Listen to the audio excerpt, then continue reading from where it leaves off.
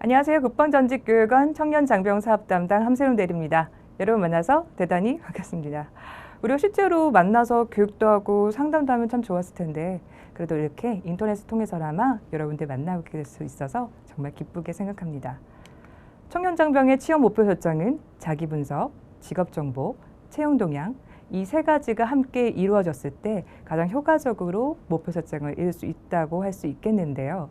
자기 분석의 경우는 우리 간부님들과 병사분들께서 진로 상담도 받아보시기도 하고 또 검사도 하시다 보니까 내가 잘하는 것과 좋아하는 것에 대한 분류는 참 잘하고 계시는데요. 직업 정보와 채용 동향은 어떻게 해야 되나요? 라고 물어보신 경우들이 상당히 많습니다.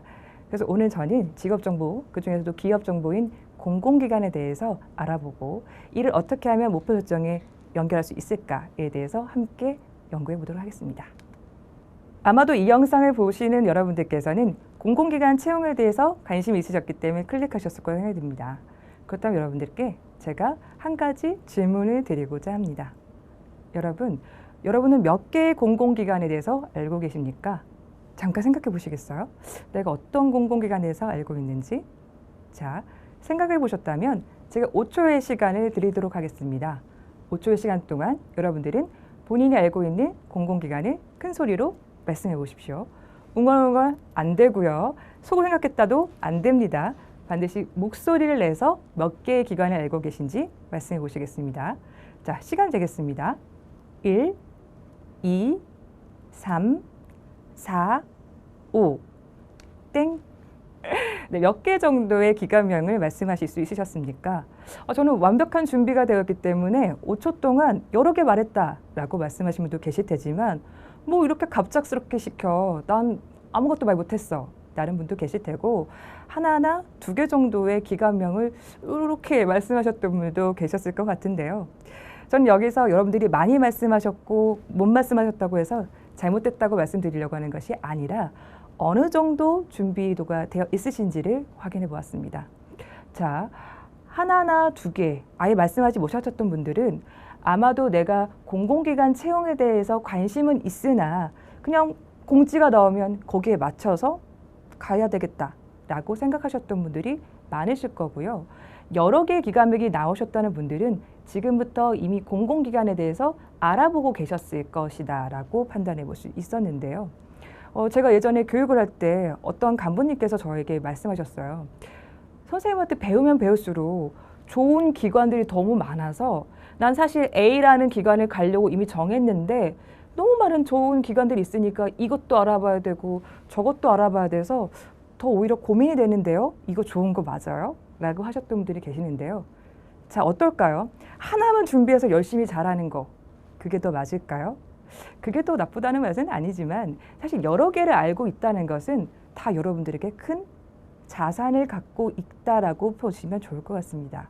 그게 무엇을 말하냐면 한 개의 내가 갖고 있는 기준값을 억지로 맞춰서 준비하시는 것이 아니라 여러 기관들이 갖고 있는 우대사항이나 기준값, 채용 절차 등이 나에게 맞는 것이 더 어떤 것인지 있는지를 분석해서 나에게 적합한 직업 기관을 선택할 수 있다는 것은 큰 차이가 있다고 할 수 있겠습니다. 여러 기관을 알면 할수록 여러분들 더 직업 선택의 폭이 넓다라고 판단하실 수가 있겠습니다. 오늘 영상에 활용되고 있는 모든 자료들은 알리오 공공기관 경영정보 시스템에 올라와져 있는 자료와 각각의 기관의 홈페이지에 올라와져 있는 자료, 그다음에 취업 포털 사이트에서 공식적으로 올라와져 있는 자료들을 활용하고 있습니다. 하지만 여러분들께서 어떤 기관에 대한 관심도가 생기셨다면 반드시 해당 기관의 홈페이지에 들어가셔서 최신화된 자료를 찾아보시기를 권유드리겠습니다. 채용이란 부분은 매년 똑같이 동일한 조건으로 진행되는 것이 아니라 최신화된 자료들로 변경되어져 있는 경우들이 많으므로 반드시 본인들의 직업 정보를 업데이트 하시기를 바라겠습니다. 자, 알리오 사이트에서 올라와져 있는 자료들은 공공기관이 총 340개나 된다고 말해주고 있는데요. 우리가 340개를 다 알 수 있을까요? 그걸 다 알 수는 없겠지만 그래도 관심 있는 분야에서 내가 알 수 있는 기관들은 무엇인지는 알아보실 수 있을 것 같습니다. 자, 취업 포털 사이트 잡코리아에서는 340개의 기관을 총 8개의 키워드를 가지고 분류해 놓고 있는데요. 어떻게 분류해 놓고 있는지 함께 보도록 하겠습니다. 첫 번째는 고용 보건 분야, 두 번째는 문화 예술 외교 법무 분야, 세 번째는 연구 교육 분야, 네 번째는 에너지 분야, 다섯 번째는 농립 수산 환경 분야, 여섯 번째는 금융, 일곱 번째는 산업정보진흥화, 마지막 여덟 번째는 SOC 분야로 분류되어져 있는 상황입니다. 자, 이렇게 8가지 분야로 대표적인 기관 제가 3가지들을 이렇게 나열해 보았는데요. 아, 연구교육기관이니까 저렇게 교육기관들이 공공기관이겠구나 라고 8개가 매칭이 되실 건데요. 이 키워드 중에 여러분들이 호감이 가는 분야는 어디이십니까? 그 분야에서 여러분들이 세부적으로 어떤 기관들이 있는지 찾아보는 것도 하나의 좋은 방법이 되실 수가 있는데요. 저는 호감이 가는 분야도 호감이 가는 분야인데 SOC라는 분야가 참 생소합니다. SOC는 무슨 기관을 말하는 걸까? 라는 호기심으로 저는 이 부분에 대해서 함께 찾아보려고 합니다. SOC라는 분야의 사회간접자본 분야에 속해 있는 기관 CI들입니다. 대충 어떤 기관들인지 느낌이 좀 오죠. 이 기관들의 상세적인 설명 살펴보도록 하겠습니다. SOC라는 부분은 사회간접자본 분야를 말하는 것으로 이것과 관련된 정의는 도로, 항만, 철도 등의 분야를 직접 생산활동에 참여하지는 않지만 일상생활이나 생산활동의 기초가 되는 공공재를 말하는 분야를 말한다고 하네요. 이 그림을 보시면 상하수도부터 해서 공항, 도로 등을 통해서 이제 생활에 굉장히 밀접한 분야의 공공기관들이겠구나라고 알 수 있었는데요. 와, 되게 괜찮다. 이런 거 정말 사람들에게 도움이 되는 기관이네. 그러면 여기에 어떤 기관들이 있는지 좀 더 알아볼까라는 생각으로 상세 기관들을 살펴보겠습니다. 이렇게 총 10가지의 기관들이 눈에 쑥 보이는데요. 하나하나 다 찾아보기에 앞서서 저는 첫 번째로 채용을 가장 많이 하고 있는 한국철도공사에 관심을 갖게 됐습니다.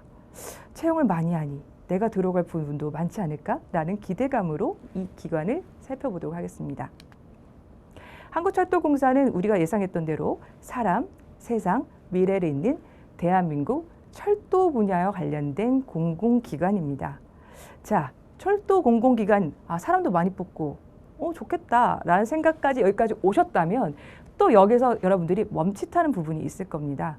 그게 뭐냐면 사람은 많이 뽑기는 하는데 내가 지원할 수 있는 분야가 있을까라는 생각이 드실 거거든요. 병사분들은 좀 덜 하시는데 간부분들의 경우는 특히 더 이런 경우들이 많습니다. 어떤 분야에 계신 분들이 많이 지원하실 것 같으세요? 라고 물어보면 간부님들은 딱 말씀하세요. 여기는 수송이나 기술병과나 특기 있는 사람들이 들어가는 공사 아닙니까? 공단 아닙니까? 라고 말씀하실 수가 있는데요. 어떨까요? 기술직에 계시는 분들만 지원하는 곳일까요? 나는 지원할 수 없는 기관일까요? 한국철도공사 홈페이지를 통해서 보면 총 6가지의 사업군이 있다는 것을 아실 수가 있는데요. 눈으로 한번 쫙 한번 보시겠어요? 물론 기술이 요구되는 분야들이 명백하게 있는 기관이기도 합니다. 하지만 그 외에도 정말 다양한 사업들이 이루어지고 있다는 것을 확인해 보실 수 있는데요. 제가 전반기 한국철도공사에서 뽑았던 직렬들을 뽑았더니 기술직만큼 굉장히 많은 수의 사무직렬도 뽑고 있는 것을 확인할 수가 있었습니다. 사무직렬이라 하면 어떠한 조건 없이 지원할 수 있는 직렬이라고 하실 수도 있겠는데요. 만약 이것을 여러분들이 확인해 보시지 않으셨다면 한국철도공사는 아마도 기술 분야에 있는 사람들만 갈 수 있는 곳이야 라고 선을 긋고 찾아보지 않으셨을 수도 있습니다. 정말 많은 채용을 통해서 내가 들어갈 수 있는 분야가 있음에도 말이죠. 이제 내가 지원할 수 있는 데가 있을 수도 있다는 것을 아셨다면 그 다음으로 또 여러분들께서 이 기관을 내가 선택해도 될까라는 고민을 하시는 부분들이 어느 지역에서 근무하느냐, 연봉은 어느 정도 받느냐 등의 궁금증들이 생기실 건데요.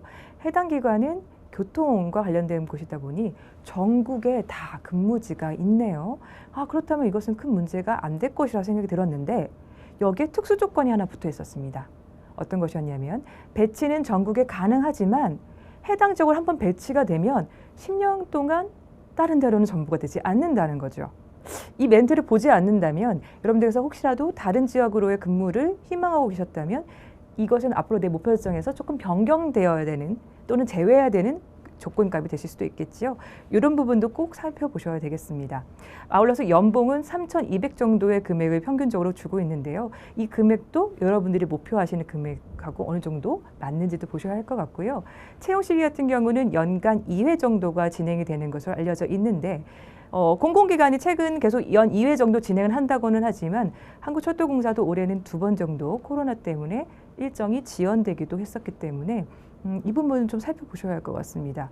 내가 전역하는 시점에서 채용 시기가 공부하고 지원했을 때 맞는지, 내가 준비하는 기간이 너무 길어지지는 않는지를 고민하셔야 되는 것과 공채가 계속 유지가 될 것인지, 요새 사기관에서는 공채가 많이 사라지고 수시채용으로 많이 변경되기도 하거든요. 그럼 난 수시채용을 준비해야 되는지, 요 채용 시기와 관련해서는 꾸준하게 여러분들께서 관심 있게 보셔야 할 부분이라고 생각이 됩니다. 자, 여기까지 보셨다고 한다면 아마도 내가 이 기관에 목표로 하는 부분에 필요한 서비스 지원 정보는 다 알았을 것이다 라고 생각하셨을 건데요. 여기에 제가 한 가지 더 추가적으로 보셨으면 한다라고 하는 것은 바로 해당 기관 관련된 계열사를 보는 것입니다. 계열사를 본다는 것은 그 기관과 유사한 목표와 복리후생 등을 제공하고 있지만 조금 더 세부적인 직무를 수행하고 있는 기관들이라고 할 수 있는데 여기에서는 또 내가 어떤 부분에서 또 진입할 수 있는지를 살펴보실 수 있을 뿐만 아니라 한번 준비하면서 여러 가지의 기회를 가질 수도 있다는 것인데요.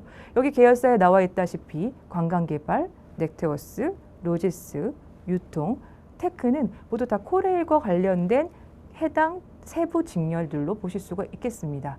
여러분들은 한국철도공사에서 제시하는 것 외에도 이 계열사에서 채용하는 조건값들도 함께 살펴보시면서 한번 준비하실 때 여러 개의 기회들을 얻어보실 수도 있을 거라는 점 알아보셨으면 좋겠습니다. 자, 다음으로는 한국감정원과 관련해서 한번 알아보려고 하는데요. 한국감정원, 여러분 이게 무슨 기관일까요? 제가 SOC 분야들을 쫙 봤더니 대부분이 도시, 공사, 이게 도로 관련된 거 상하수도 좀 다 이해가 됐었는데 한국감정원은 뭘까? 저도 궁금하더라고요. 이걸 제가 강의할 때 근처에 있던 수병한테 한번 물어봤어요. 한국감정원이 뭐 하는 데 같아요? 물어봤더니 수병이 대답하는 게 이거 공공기관은 맞아요? 선생님 이거 맞아요? 이거 뭐 하는 데인지 전혀 모르겠어요. 라고 말을 했고 해병 한 분은 여기는 왠지 자격증 없으면 지원 못할 것 같아서 저랑은 안 맞는 것 같아요 라고 물어보기도 했습니다. 자, 이 기관은 어떤 기관일까요? 바로 이런 궁금증을 가지고 여긴 당연히 나랑 안 맞을 거라고 제외하는 것이 아니라 이것과 관련된 호기심을 가지고 상세적인 내용을 한번 살펴보신다면 어떨까요? 자, 한국감정원은요. 설립 목적부터 쫙 봤더니 어떤 감정을 하느냐? 바로 부동산과 관련된 SOC가 다 토지랑 관련된 것들이 많았잖아요. 부동산과 관련된 공공기관이라는 것을 확인해 볼 수가 있었습니다. 직렬들도 뽑는 걸 보니까요. 통계부터 해서 부동산 관련된 것 외에도 여러 가지 직렬 역시 뽑고 있었습니다. 공공기관에서는 그 자격 제한 조건들이 많이 풀려나다 보니까 지원할 수 있는 데가 상당히 많은데 마찬가지로 이름만 보고서 나는 안 될 것이다 라고 생각하셨다면 이 기관도 놓치실 수가 있으셨겠죠. 연봉은 약 4,200 정도로 SOC 분야에서는 가장 고액 연봉을 제공하는 기관이기도 했습니다. 이것도 약간 메리트로 보시는 분들도 계시겠죠.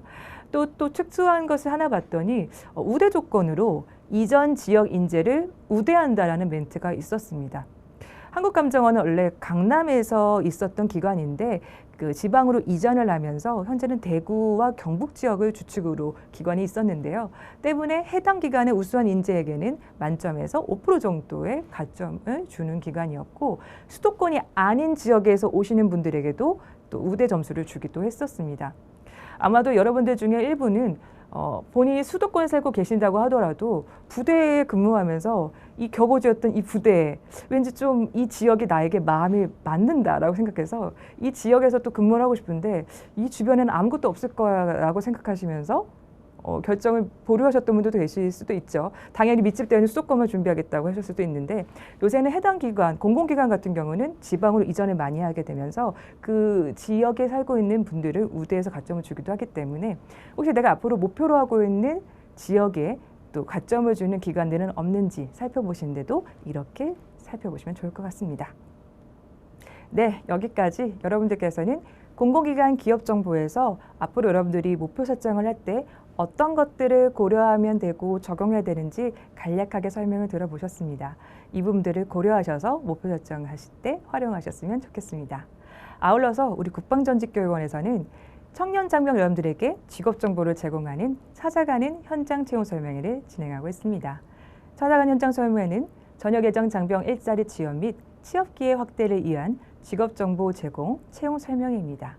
구인구직의 만남의 날, 온라인 채용 설명회, 공무원 해외 취업 설명회 등을 운영하고 있는데요. 인사 담당자가 직접 우리 기관에 대한 설명과 채용 절차들을 안내해 줄 뿐 아니라 현장에서 필요시 채용 인력들을 현장에서 뽑아가기도 하는 구인구직 만남의 날이 있기도 하고요. 부대에서 나오는 게 제한이 되시는 분들도 상당히 많으시잖아요. 이런 분들께서는 유튜브와 네이버 카페를 통해서 청년장비 현장 채용 설명회로 직업 정보를 받아보실 수도 있겠습니다. 아울러서 여러분들께서 가장 관심도가 높은 분야이기도 한 공무원과 해외 취업 분야는요.